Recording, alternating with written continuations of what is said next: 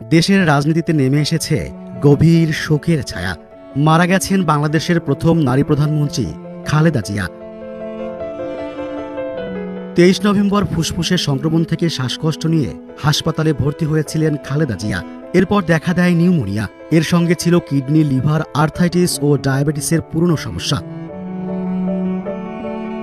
চিকিৎসকেরা সর্বোচ্চ চেষ্টা করলেও একটি রোগের চিকিৎসা করতে গেলে আরেকটির ওপর বিরূপ প্রভাব পড়তে থাকে। শেষ পর্যন্ত তাকে আর বাঁচানো যায়নি। রাজনীতিতে খালেদা জিয়ার অবদান অমূল্য।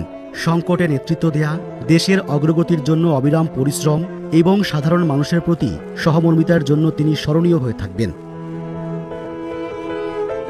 জুলাই গণঅভ্যুত্থানে ক্ষমতাচ্যুত আওয়ামী লীগ সরকার আমলে 2 মামলায় খালেদা জিয়াকে কারাদণ্ড দেওয়া হয়েছিল। 2 বছরের বেশি সময় তিনি কারাবন্দী ছিলেন।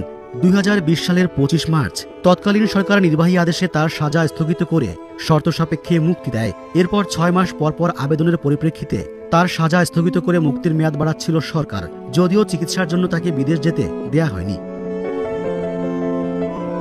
গণঅভ্যুত্থানে আওয়ামী লীগ সরকার পতনের পর খালেদা জিয়া মুক্তি পান। গত 8 জানুয়ারি চিকিৎসার জন্য যুক্তরাজ্যে যান তিনি। 4 মাস পর 6 মে দেশে ফেরেন।